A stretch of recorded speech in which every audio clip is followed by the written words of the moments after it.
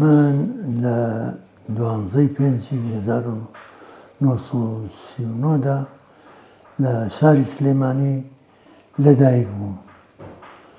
باوکم حاجی حەمەرەشی دەروێش سەعیدی قادری دەباغ لە ساڵی 1885دا لەدایک بووە و هەروەها دایکم شەمسەی ئەول محەممەی ڕەباتی لە 1911دا لەدایک بووە. من لە ئایاری لە پاییزی 1945دا چوومە قوتابخانەی ئەیوبیە بۆ پۆلی یەکەم و لەوێ هەتا 6 ئەپیدایم تەواو کرد.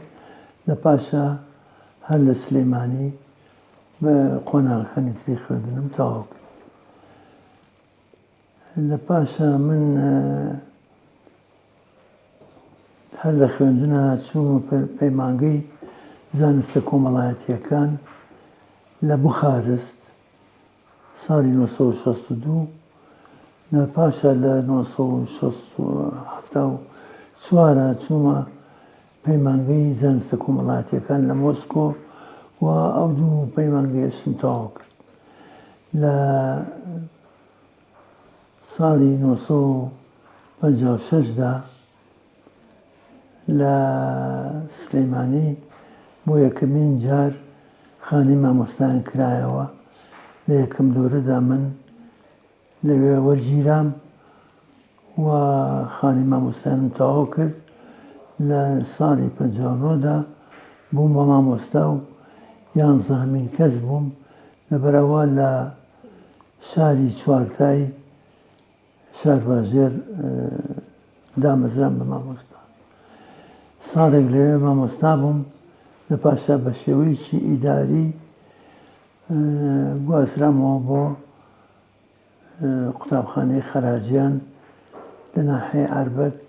لەوێ بوومە بەڕێوەبەری ئەو قوتابخانەیە کە 7 مامۆستامان هەبوو، 6 پۆلیشمان هەبوو. هەردوو پۆلی لە ژوورێکا بوون، 1 و 2 لە 3 و 4 ئەجا 5 و 6 لە بەکەلۆریشە و لە دراسە بە شێوەی گەشتی دەرەجەی سەرکەوتوو لە قوتابخانەکەمان لە 100% بوو و هەروەها لە بەکەلۆریدا لە 100% دەرچوون. لەبەرەوە مامۆستا حەمە هەوێز کە مەشهوور بە حەمەڕەش کۆیی و هین بوو، پشکنیار بوو، هات سوپاسی بۆ ئێمە و بۆ قوتابخانەکەمان نووسی کە لە هەموو بارەکاندا دەرس باش وستراوەتەوە و دەرەجەی دەرچوان لە 100% بوو. بەو جۆرە ئێمە هەر لەو ساڵانەدا باندێکی تێرۆریستی هەوڵیان نا من تێرۆر بکەن، بەڵام بۆ خۆشبەختی نەیانتوانی بمکوژن.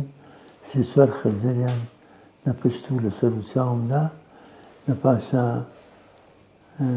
ئەو باندە سەرۆکەکەیان گیرا و مەحکەمە کرا و بە ساڵۆنیەک حوکم درا.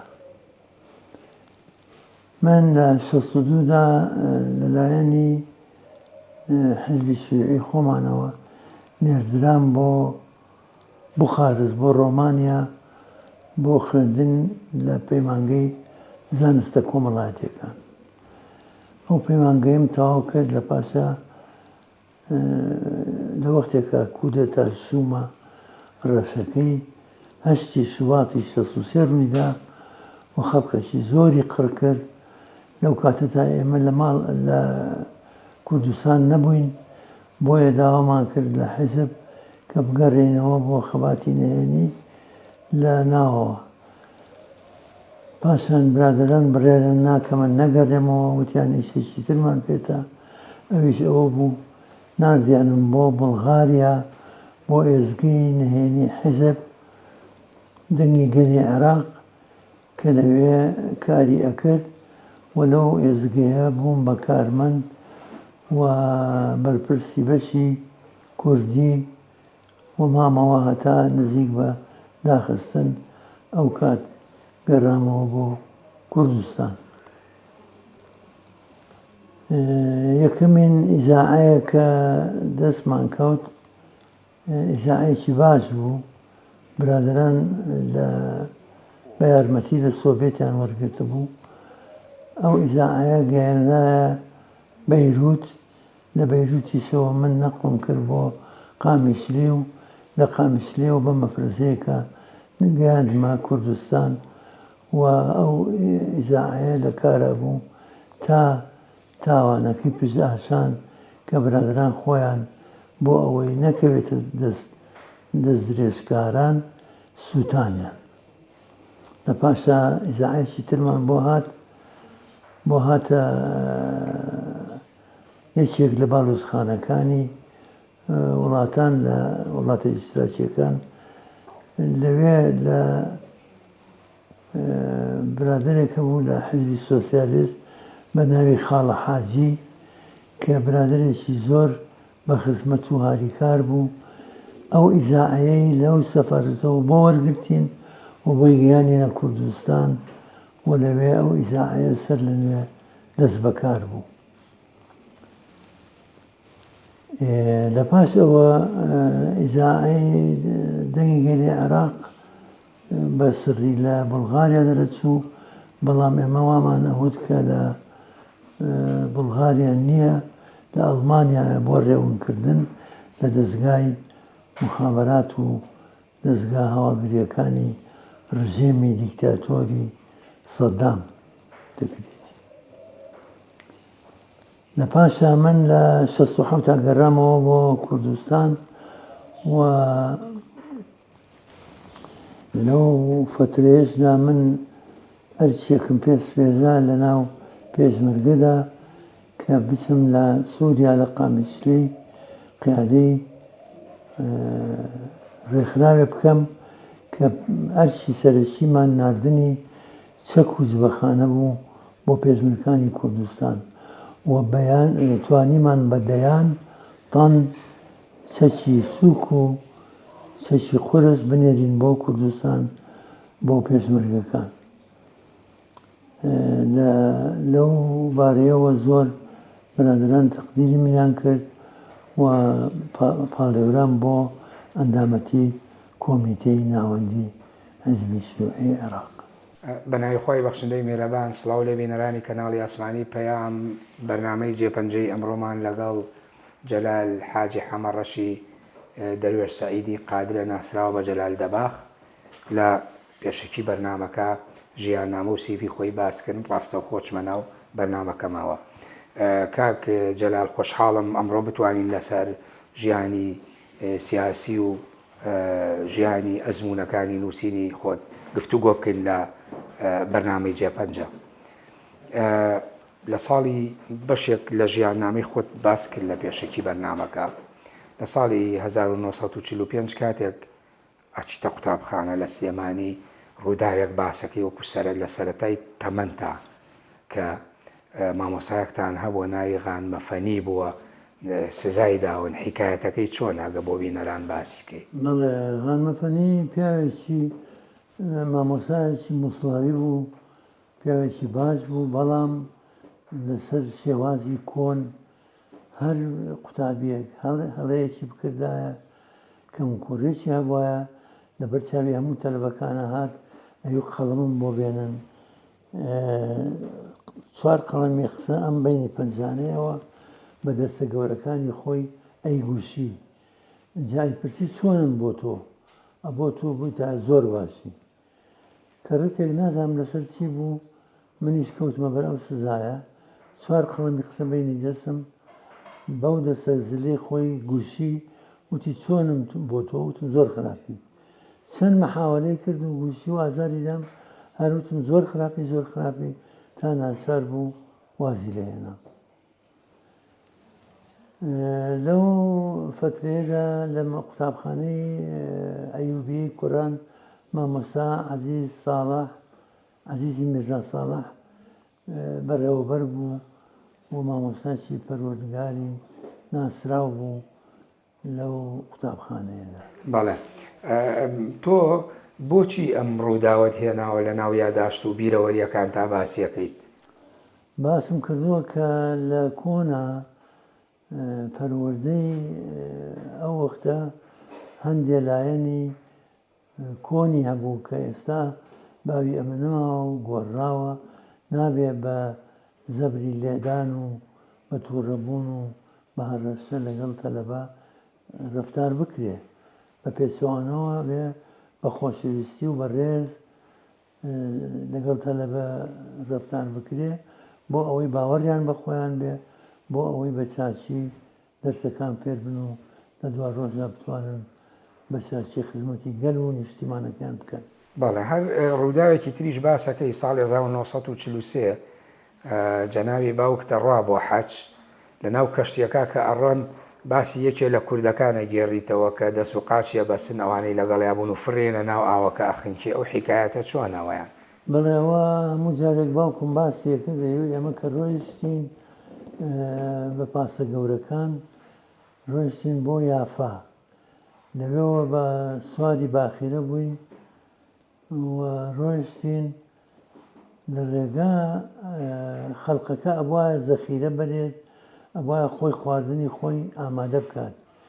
کوردێک پرێمزێکی لاگیرسانە بوو لە کاتی جوڵانەوە قاچی بەر پرێمزەکە ئەکەوێ لایەکی باپۆڕەکە سووتا و گرتیان باوکمەوت ئێمان هەموو خستە ناو دەریاکەوە و پەستەکی تەختەیان داینێ هەتا ئاگرەکەیان کوژانەوە کە کوژانیانەوە ئەو کوردیاندا بە مەحکەمە حکمیاندا بە ئیعدام هەرچەنە ئێمە هاوارمان کرد کە دیفاعمان لێ کرد وەکو کوردێک وەکو حاجیەک کە هاتووە حەج بکە ئەوەی لێ قەوماوە هیچ فایدەی نەبوو گرتیان هەر بار چوارپەل ڕایان وەشان و لەژێر هاواری ئەڵڵاهو ئەکبەرە فڕیانە ناو دەریاکەوە و خنکە بە بەرچاوی ئەو خەڵکەوە. ئەو ڕووداوە زۆر کاریگەر بوو بۆ ئێمە کە ئەو کوردە بەس زمانە نەیتوانی حەجەکەی تەواوکە و لەوێ کوشتیان.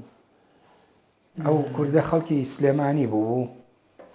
نەخێر هەر کورد بوو نەوازانێ باسی ناگەر خەڵکی شوێ بوو. باسی ناگەر خەڵکی شوێ بوو.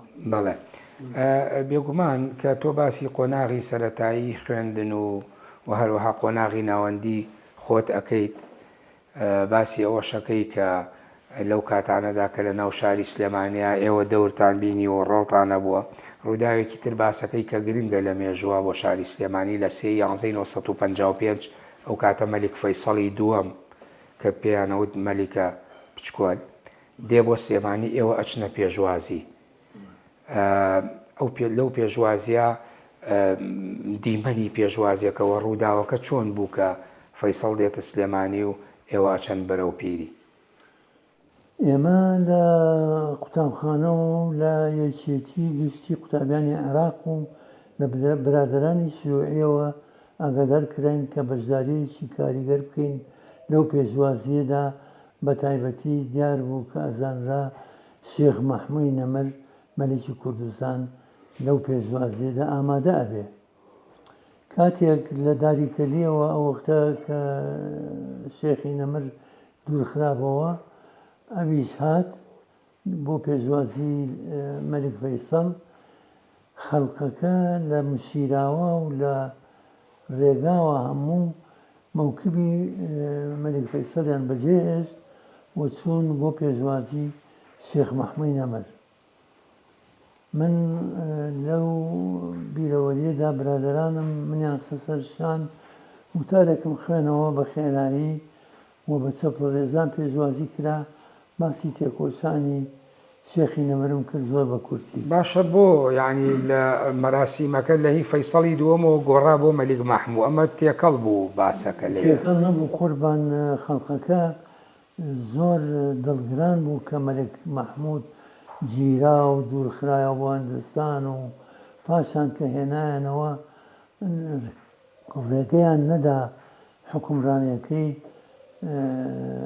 لە سلەیمانی بەردەوام بێ لە کوردستان بەردەوام بێ لەبەر ئەوە خەڵک شێخی زۆر خۆشەویست کە زانیان شێخ هاتووە خەڵقەکە بە زۆری موکیبی مەلیک فەیسەڵیان سۆڵ کرد و چون بۆ پێشوازی شێخ محەممەد. بەڵام ئێوە هاندران لە یەکێتی گشتی قوتابیانی عێراقەوە بۆ پێشوازی و مەلیک فەیسەڵ بچن.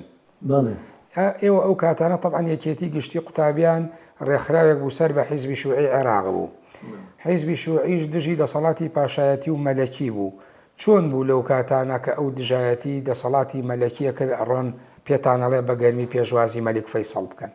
بۆ ئەوەی ئێمە لە جەماوەری قوتابیان عەزل نەبین، بۆ ئەوەی لەگەڵ ئەوان نابین پاشان کە شێخ هات هەمومان بچین بۆ پێشوازی شێخ محەممەد نەمەر و وەکو خۆی حەقی خۆی بدرێتێ.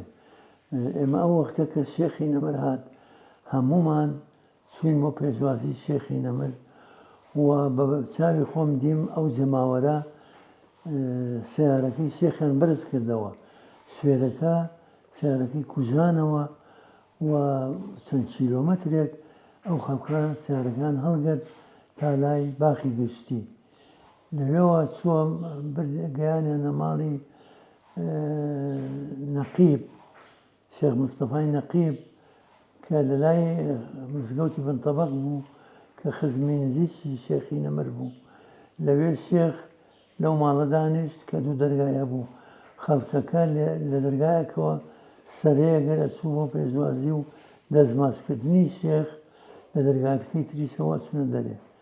ئێمەش وەک مەجموعەیەک مێر منداڵ بەشدار بووین و چوین شێخی نەمەرماندی دەستی بەسەرمانە هێنا و ئێمە دەستیمان ماچ کرد و لە دەرگای ئەو دیەوە چوینە دەرەوە.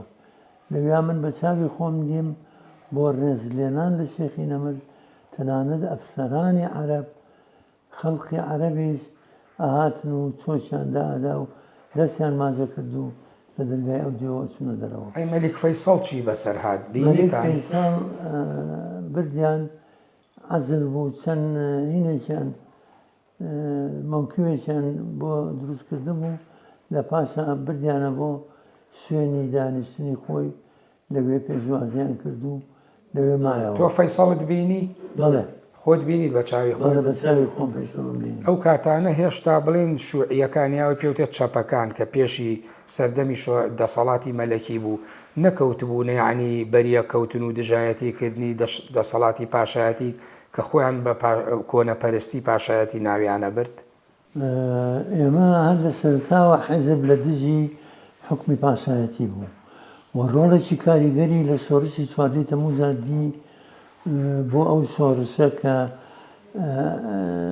ڕێکخراوەکانی ئەفسەران و دەرەجەداران و ئەفسەران و دەرەجەداران و سەربازانی حیزب ڕۆڵێکی کاریگەریان دی لەو شۆڕشەدا. دێمە سەر ئەو باسە، بەڵام پێش ئەوەش کە باسی مەلیک مەحموودت کرد کە هاوکات لە 55 لەگەڵ فەیسەڵە دێنە عێراقەوە. مەلیک مەحموود خۆی ئەو کاتانە هاتبووە تاسووجەویش بۆ پێشوازی فەیسەڵی دووەم یاخود ئەوش هەر هاوکات بەجیا ئاهات بۆ سلێمانی. ئەو لە گوندی داریکەلی دوور خرابەوە، لەوێ خۆی لەوێەوە هات دوور خرابەوە یا خۆی چوو بوو خۆی پەنایا بوو لە داریکەلی. خۆی پێنایە بوو بەڵام بە دوورخستنەوە بە ئارزوو خۆی نەبوو. ئەی بۆ تەوقیتەکەی کەوتە ئەو ڕۆژەی کە فەیسەڵ دێت؟ کە فەیسەڵ هات ئەو هات بۆ پێشوازی. پرسیارەکەی منیش ئەوە بوو، ئەویش دیار بوو وەکو بەڕێزت لە یاداشتەکانە باسیەکەی هەویش هاتووە لە داریکەلیەوە بۆ تاسووجە بۆ پێشوازی فەیسەڵ. بەڵێ بۆ تاسووجە نا بۆ سلێمانی. ئاخر تاسووجە بۆی لە ڕێگەی سلێمانی کە لێوە داخلی شارە بێت. هاتوو بۆ پێشوازی مەلیک فەیسەڵ، بەڵام لەوێ خەڵقەکە موکبی مەلیکیان چۆڵ کرد و چوون بۆ بە پیر شێخی نەمرەوە و شێخ سیارەی شێخیان هەڵگرت هەتا هێنایان تا گەیشتە ماڵی شێخ مستەفای نەقیب. باش، ڕووداوێکی تر باسەکەی دوای ئەوە شێخ لە 9 1956 کۆچی دواییەکە لە بەغدا تەرمەکەیەنەوە بۆ سلێمانی بەشداری مەراسیمەکەیەکەیت باسی ڕووداوی مەراسیم و گێڕانی جەنازەکەی ئەەکەی کە ئەیبەن ئەیهێنەوە بۆ سلێمانی ئەو ڕووداوە چی بوو ڕوویدا ئەو ڕۆژە؟ ئەو ڕۆژە شێخی نەمەر کۆچی دوایی کردبوو لاشەکەیان هێنایەوە بۆ ناستن هەموو خەڵکی سلەیمانی و دەوروپشتی و منطقەی کوردستان خەمبار بوون بۆ ئەو لێقەومانە خەڵکێکی یەکجار زۆر لەگەڵ تەرمەکە هاتن بۆ ناستنی ئێمە لە لای مەشیراوە پێشوازی تەرمەکەمان کرد و لەوێ دووبارە من وتارێکی چەند دەقیقەیم خوێنەوە و بە چەپڵ ڕێزان پێشوازیم لێ کرا لە پاشە خەڵکێکی زۆر هاتن بە دەرەجەی ڕئیسی شیوعیەکان و حزبی دیموکراتی کورد کە ئەوسا ناوی حزبی دیموکراتی کورد پارتی دیموکراتی کوردیا حزبی دیموکراتی کورد پارتی دیموکراتی کورد نەک کوردستان لە پاشا بوو لە پەنجاکانە بوو بە لە 57 بوو 57 لە کۆنگرا بوو بە کوردستان بەڵێ جا لەو پێشوازیەدا کە خەڵکێکی زۆر بەشدار بوون بۆ ناشتنی شێخی نەمەر لە ریزی پێشەوە دەروێشەکان بە زرک و بە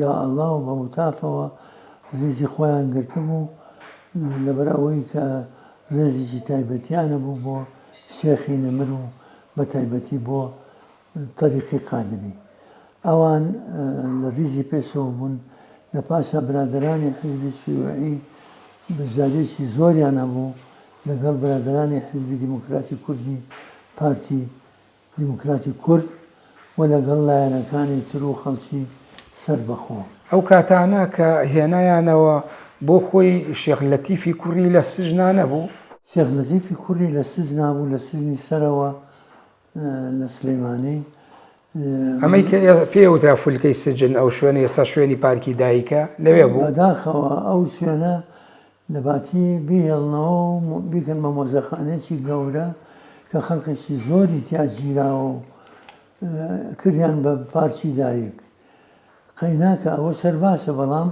باشتر ئەوە بوو بکرێ بە مۆزەخانەیەک بەڵێ لەوێ سجن بوو شێخ لەتیف شێخ لەتیف لەوێ سجن بوو ئەو خەڵکە تەرمی شێخ لەتیفیان هەڵگرت بە تایبەتی حەبە کەس تەرمی شێخ مەحموود شێخ مەحموود ببوونە تەرمی شێخ مەحموودیان هەڵگرت بە تایبەتی حەبە کەس لە ژێر تەرمەکەدا بوون کە هیچێک لەوانە هاوڕێی ئێمە بوو کاک حەمەد سادق سدیق کە کەسێکی بەخۆ بوو و هەتا ئەخیر ئەو تەرمەی بەجێ نەهێشت شێخ لەتیف بۆ گیرا بوو لەو کاتانە کە مەلیک مەحموود ئازاد شێخ لەتیف هەر لە پێشەوە گیرا بوو چونکە ئەترسان کە ڕۆڵێکی کاریگەری هەبێ لە خۆپیشاندانەکان لە دژی حکومی پاشایەتی بەڵام کە ئەو لە بەندیخانەی سەرەوە بوو لەوێ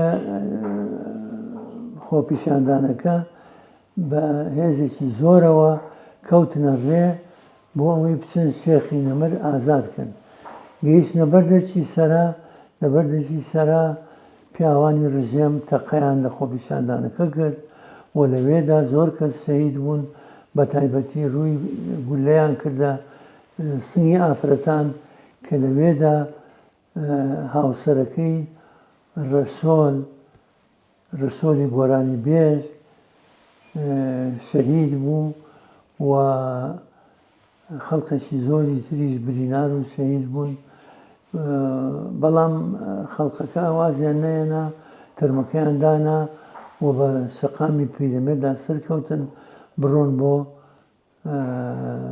بەندیخانەی سەرەوە لە لای ئاستی مەکتەبی غازی هێزی حکوومەت زۆر بە زۆری پەلاماری خۆپیشاندانەکەیاندا مەکتەبەکە ببوورە فەیسەڵی ناو یا غازی ناوی غازی بوو کۆڵانێک بووە سویتە ئەوێ لەوێەوە نزیکی فولکەکەیە بە بەردەمی ئەو مەکتەبە خەڵکەکە پاشەکشی لێکردنیان توانی بگەنە بەندیخانەکە چونکە تەقەیەکی زۆریان لە خۆپیشاندەران کرد خەڵکەکە گەڕانەوە ئەو حەبە کەسەش تەرمی شێخی نەمریان هێنایەوە بۆ مزگەوتی گەورە لە مزگەوتی گەورە مەراسیمی ستن و دفنکردنیان کرد ئەو برادەرەی ئێمە ژێڕایەوە وتی تەرمەکە پتر لە 11 گولەی پێوە بوو کە بەری کەوتبوو بە مردنی تەرمەکەی مەلیک مەحموود بەڵێ تەرمەکەی شێخ مەحموود تۆ خۆت لەگەڵ تەرمەکە لەگەڵ ماشنەکە ڕۆیشتی بۆ مزگەوتی گەورە نەخێر من لەگەڵ خۆپیشاندانەکە بووم بەس ئەو هاوڕێمان بۆی ژێرامەوە کە کاک حەمەد سادق بوو هەتا ئەخیر لەگەڵ یامایەوە و لە خۆپیشاندان و لە شتنی ئامادە بوو. بەڵێ تۆ لە ژیاننامەکەش وە لێرەشە باسی حیزبی شوعی و باسی ئەو هاوڕێیانەتانەکەن باسی خۆشتانەکەن بنەماڵەکەتان لە یاداشتەکە کە بنەماڵەیەکی دیندار بوون و سەر بە تەریقەتی قادری بوون هەندێک لەو بنەماڵە دیندارانە هۆکاری چی بوو مناڵەکانیان ئەبوون بە حیزبی شوعی هۆکاری ئەوە کە ئەو وەخت حیزبی شوعی حیزبێکی نیشتیمان پەروەری گەورە بوو و بەرگری لە داخوازیەکانی میلە دەکرد بە تایبەتی حیزبەکەی ئێمە کە ئەو یەکێتی قوتابیانەشی دامەزراند بوو بە هەزاران قوتابی دەورەیاندا بوو لە ناویا بوون و لە هەموو بوارەکاندا بەرگریان لە میلەت و لە دیفاعیان لە میلە دەکرد بەڵام خۆ ئەو کاتانە پارتیش هەبوو بەڵام حیزبی شوعی بۆ خۆی هەر بەوە ناسرا بوون یعنی لەگەڵ ئاین و دین و دینداریە زۆر نەبوون چۆن کوڕی بنەماڵە دیندارەکان شوێنی حیزبی شوعیە کەوتن حیزبی شوعی کە ئەڵێن زدی دین بووە پرۆپاگەندە بووە لەو وەختە چونکە حیزبی شوعی هەموو وەختێک ڕێزی هەموو دینەکانی ئەگەر لەبەر ئەوەی ڕێزی جەماوەری ئەگەر ڕێزی خەڵقەکەی ئەگەر دیفاعی لە داخوازیەکانیان ئەکرد لەبەر ئەوە حیزبی شوعی ڕۆڵێکی کاریگەریە بوو لە شۆڕشەکەی چواردەی تەمووزە هەر لەو وەختەوە جەماوەر پاڵپشتی حیزبی شوعی زۆر بوون و بە حیزبێکی نیشتیمان پەروەرە نەزانی کە لە هەموو بۆنەکانە بەڵام ئەوە بەڕێزت باسیەکەی چواردەی تەمووز شۆڕش بوو یا کودەتا بوو قوربان خەڵق هەیە ئەڕێ کودەتا بوو بەس بەڕێی من ئەگەر کودەتایەکی سەربازیش بوو بێ لە سەرەتاوە بە هەر لە سەرەتاوە بوو بە شۆڕش بۆچی بوو بە شۆڕش چونکە خەڵقێکی جەماوەری یەکجار زۆر پشگیری ئەو شۆڕشیان کرد پاشان ئەم شۆڕشە داخوازیەکانی میلەتی ڕاگەیان گەلێک یاسای باشی دانا لە نمونەی ئەوانە یاسای ئیسلاحی زراعی ئەرز بۆ فەلاحەکان یاسای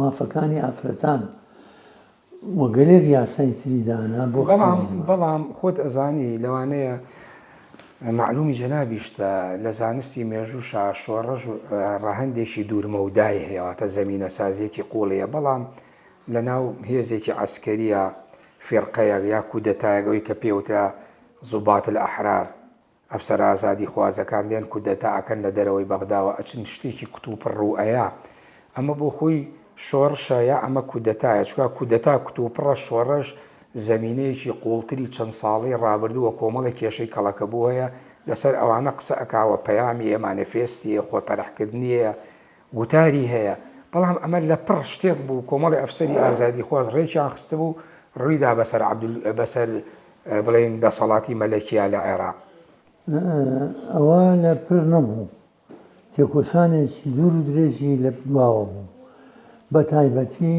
کە شوعیەکان و عسکەریە نیشتیمان پەروەرەکان و لە پێشیانەوە عەبدولکەریم قاسم لە شەڕیشە بەشداریان کرد لە دژی زایۆنیزم بۆ پشگیری گەلی فەڵەستین بەڵام خۆ عەبدولکەریم قاسم شیوعی نەبوو بە هیچ جۆری عەبدولکەریم قاسم شیوعی نەبوو بەڵام پیاوێکی نیشتیمان پەروەر و دۆستێکی نزیکی حیزبی شیوعی بوو شیوعیەکان کاریگەریەکی زۆریان هەبوو لە سەر ئەو ڕێکخراوە جەماوەریەی کە هەبوو لە ناویانە کۆمەڵی ئەفسەری کوردیشی تیا بوو وەکو مقدم حەمە عەلی خاڵە کە شیوعەیەکی ناسراو بوو و ڕێز مستەفا عەبدوڵڵا کە قیادەی کرد بۆ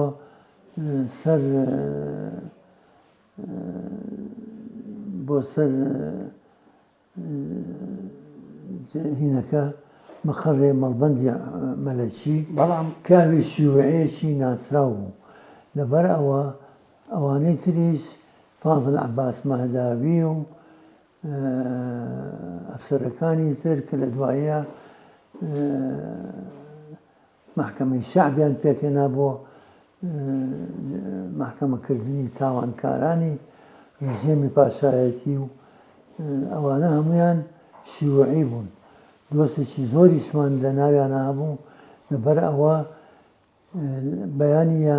بەیانی یەکەمی شۆڕشەکە خۆی بە ئاشکراڕێ شۆڕشەکەمان لە دژی حکمی پاشایەتیە.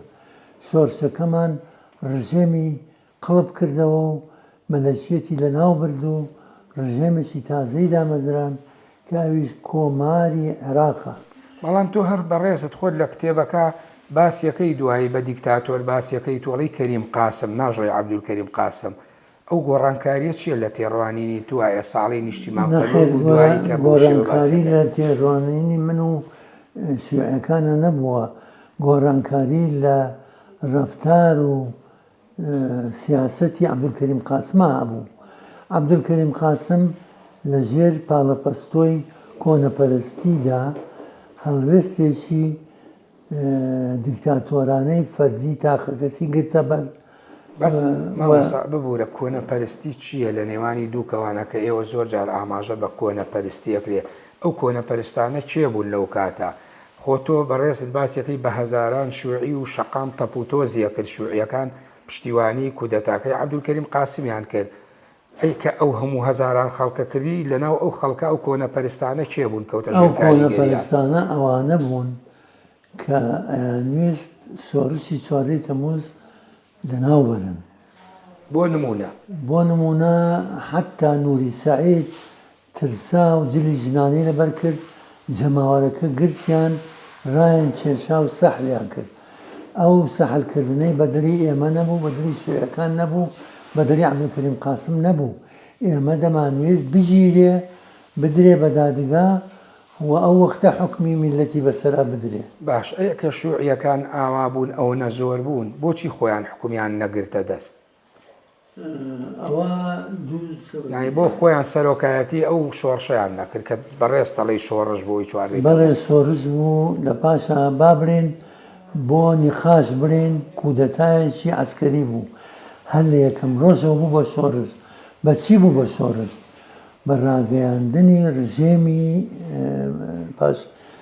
لە ناوبردنی ڕژێمی پاشایەتی و ڕاگەیاندنی کۆماری عێراق بۆ یەکەمین جار بەدانانی قانونی ئیسلاحی زەراعی کە ئەرزێکی زۆری بەسەر فەلاح و فەقیرانە دابەش کرد. باشە ئەوەی بەڕێزت باسیەکەیت یاسای بۆ منە چاکسازی کشت و کاڵی ئیسلاحی زەراعی هەردوایی فەلاحەکانی دەربەنی خان و بازیان و دووکانی بڵێن خەلەکان نهێن ئەوانەی ئاغاکان یا بڵێن ئەوەی پیانەوتێ دەرەبەگەکان خاوەن مڵکەکان مەلاکەکان خۆیان نەهاتن خۆپشاندانیان دیسانەوە دەست پێ کردەوە بە پێچەوانەوە لەبەر ئەو یاسایە مڵکەکانی لێزەوت کردبوونەوە. نەخێر لەبەر ئەوەی کە قانونێک دەرچوو لەو وەختە قانونی زەریبەی ئەرز. قانونی زەریبەی ئەرز لە زدی مەسلحەتی دەرەبەگەکان و ئاغاکان بوو. لە مەنتیقەی دەربەنی خان و لە مەنتیقەی دووکان ئاغا ناسراوەکان هەستان و ڕاپەڕین لە دژی شۆڕشی 4 تەمووز لە دژی قانونی زەوی زەریبەی زەوی. بەڵام دواییش هەرخۆ سەرکەوتوو بن. سەرکەوتوو بوونەوە نییە ئەوانە سەرکە نەکەوتن ئەوانە ژێر کەوتن. ئەزانی بۆ مامۆستا ببوورە ینی بەشێک خۆ لە بەڵگەنامە مێژوەکان و ئەوانەی لەناو ڕووداوەکا بوونە گێڕنەوەڵەن کە ئەو ناڕزایەتیە بوو. دواتر بۆ نمونە شۆڕشی کورد بە تایبەتی ئەو کاتانە کە بەڕابەرایەتی بارزانی بوو چوو پشتیوانی خەڵکەکەی کرد و ناونرا شۆڕشی ئەیلول. بەڕێزت کە لەو کاتا ژیاویت و ئاگاد لەو مێژووە بوو ئایا ئەو زانیاریانە تەواوە کە ناڕەزایەتی ئاغا و بەگزادە و خاوەن مڵکەکان بوو شۆڕشی ئەیلولی دروست کرد، یاخود ئەمە جیاوازە لەوەی کە شۆڕشی ئەیلول بەرنامە و پرۆگرام و میتۆدێکی تری سربەخۆی خۆی هەبوو؟ بێگومان جیاوازە. چۆن لەبەر ئەوەی کە ئەو وەختە کە شۆڕشی ئەیلول قەومە عەبدولکەریم قاسم لەگەڵ بارزانی تێکچوو نەهات بە شێوەی گفتوگۆ بە شێوەی پێدانی مافەڕەوەکانی گەری کورد چاری مشکلەی کورد بکە لە کاتێکە لە دەستورە وترا کە کورد و عەرەب برابەشن لەم نیشتیمانەدا و قاسم و شۆڕشجێرانی ئەفسەرانی شۆڕشجێر لەگەڵ پێدانی مافەڕەوەکانی گەلی کووردا بوون لە سەرەتاوە، بەڵام لە ناکاوێکە ئەوان پاشگەز بوونەوە لەبەرەوە بارزانی عاجز بوو، بارزانی ڕۆیشتەوە بۆ بارزان.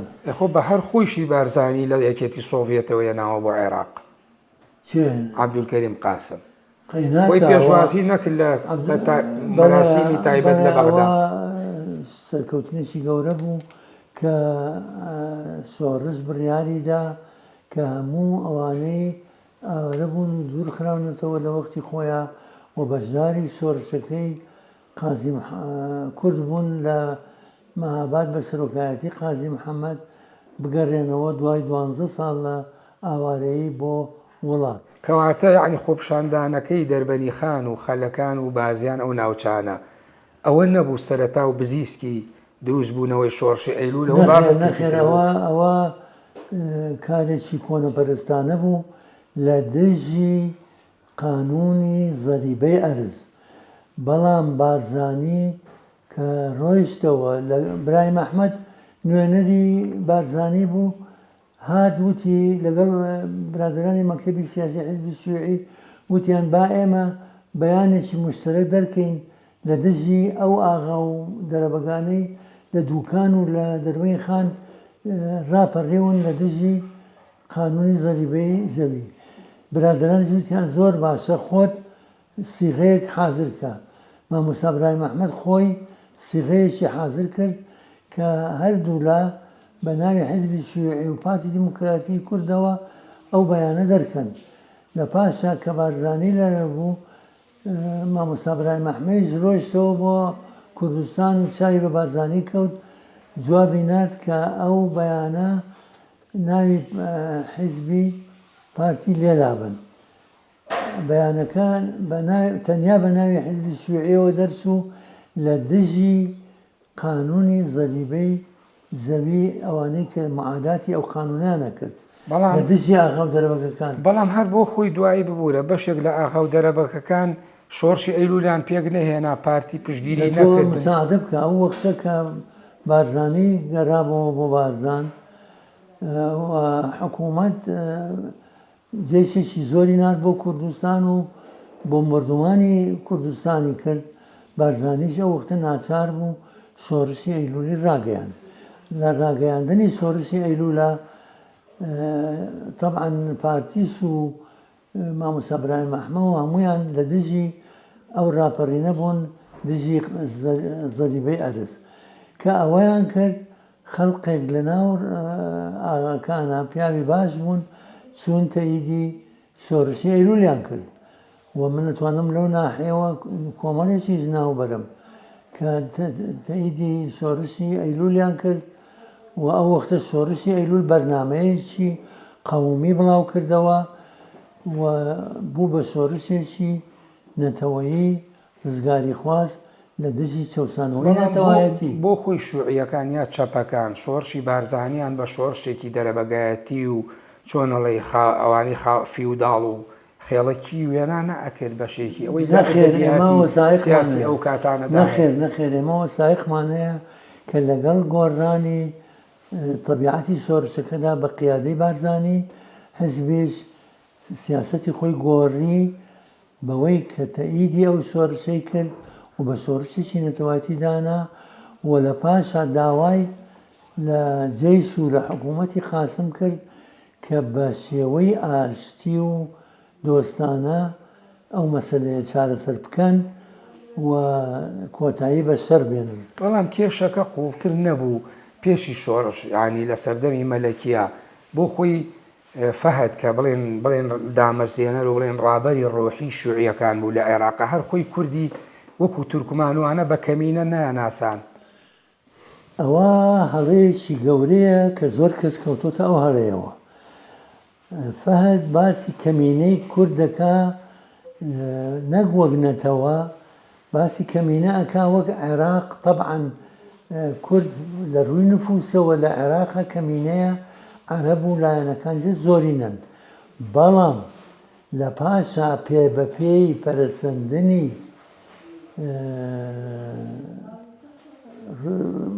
بزاوی ڕزگاری خواسی گەلی کوردستان، پێ بە پێی پەرەسەندنی مەسەلەی کورد، حزبیش هەڵوێستی خۆی گۆڕی. بەڵام کەمینە هەر کەمینەیە، کەمینە هەر کەمینە نییە. ئێمە نەخێر، ئێمە لەوێەوە کەمینەمان بە شتێکی زدانە. وتمان کەمینە کە فەهد باسی ئەکا مەبەستی ژمارەی خەڵقەکەیە، بەڵام ئەو مەفهومە گۆڕرا لە زمانی فەهدەوە بەرەو دوا بوو بە ئەوەی کە ژمارەی خەڵقەکە هەرچی چێنێ بێ، مادام زەوی خۆیانە، ئەرزی خۆیانە، خاچی خۆیانە، کەمینە نین نەتەوەن. بۆ نمونە کەمایەتی تورکمان ئەرزی خۆیانە، خاچی خۆیانە. هەروەها بەڵام ئەوە بە تورکمان و بە مەسیحی و کلد و ئاشووری ئەوانە بەراورد ناکرێت. کورد نەتەوەیەکی گەورە لە عێراقا، هەر بە ئێستا وێنایکەن 4 بۆ 5 پارێزگای هەیە. جگە لەو پارێزگایانەش کە پێوتێن ناوچەی جێناکۆ بەشێکی زۆری پێکاتەی کوردن، یعنی کورد بۆ لە پەنجاکانە ئەگەر بنچینەیەکی قوڵی پەنجاکانی نەبێ لەوێەوە کەمی نەبێ، کەواتە بۆ ئێستا شەر کەمینە ئەکا کە ئەو بەو شێوەیە لەو کاتانە ئەو گلەیە لەوانەیە لای سیاسی ڕۆشنبیرانی کورد لە منەزیرەکانی حیزبی شوعی بە تایبەتی لە فەهد هەیە.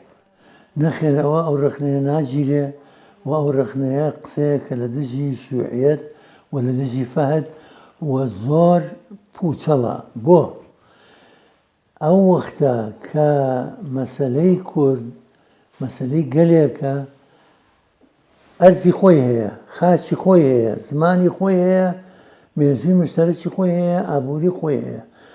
ئەو 4-5 شەرتە شیوعەکان داهێناوە بۆ بوونی نەتەوە، بەڵام کوردستانی خۆی هەیە، دابەشکراوە بە 4-5 بەشەوە. زمانی کوردی هەیە، بە زمانی کوردی یەکگرتوو نییە. زمانی کوردی چەندەها لەهجەی هەیە، زاراوەی هەیە. ئابووری مشتەرەکی نییە، چونکە 4 دەوڵەتە، هەر دەوڵەتەی قۆناغێکە و ئابووریەکی هەیە. بەڵام بەنسبەت کوردستانەکەشەوە هەر ئەو کاتانەکە لە سیوێکی 1934 حیزبی شوعی دامەزرێ، فەرعی کوردستانی بۆ دامەزرێ، ئەو فەرعی کورد ئەڵێ، ینی وشەی کوردستانەکە هەر ناڵێ لەو کاتانەشا، کە ئەو کاتانێت تەنها کورد یەک نوێنەریە بێت لەو 18 کەسەی کە حیزبی شوعی دامەزرێ. لەوێ ئەوە بەڵگەیەکە کە حیزب زۆر بە ڕاستی تەماشای میلەتی کوردی کردووە. لەوێ توێتی فەرعی کوردی، بەڵام لە پاشا ئەم فەرعی کوردیە بوو بە فەرعی کوردستان، بوو بە لقی کوردستان.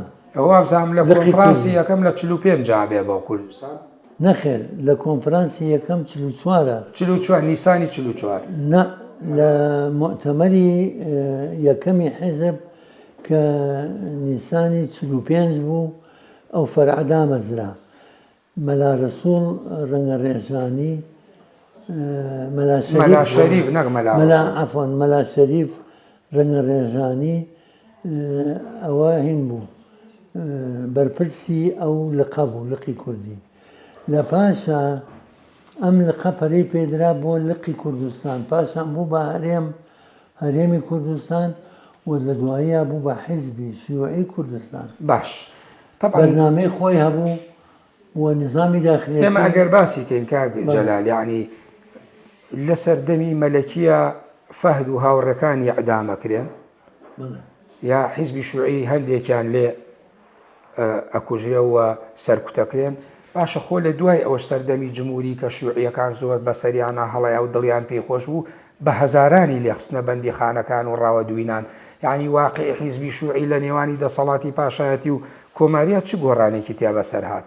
گۆڕانی زۆر بەسەر هات بەنسبەت حیزبی شیوعی خۆیەوە کەوتە بەردەمی هێرشی کۆنەپەرستی ئەوانە لە ئامانجەکانی شۆڕشی چواردەی تەمووز کۆنەپەرستی ئێستش حەزەکەم بینەر بزانێت کێ بوو ئاغاکان بوون دەسەڵاتدارەکان بوو مەلاک بوو سیاسی دەرەکی لەناو هەمویانە کۆنەپەرستی هەیە ئەو کەسە کۆنەپەرستە کە لە دژی دیموکراتیەتە لە دژی پێشکەوتنە ئەوە پێڵێن کۆنەپەرست ئەوانەی کە لەگەڵ پەرسەندنی بزاوی ڕزگاری خوازی گەری کوردستانان لەگەڵ پێشکەوتنان ئەوانە پێشکەوتن خوازن باشە کوچ پێشکەوتن خوازی و دەستکەوتێ لەو سەرکوتکاری لە دوای وەکو خۆت بە کودەتاکەی شوباتی 63 باس کرد دوای حیزبی بەعز دێ یانی چی دەستکەوتێک هەبوو بۆ عێراقیەکان لە دەسەڵاتی جمهوریە من لێرە داکۆکی لە مەلەکی و پاشایەتی ناکەم بەڵام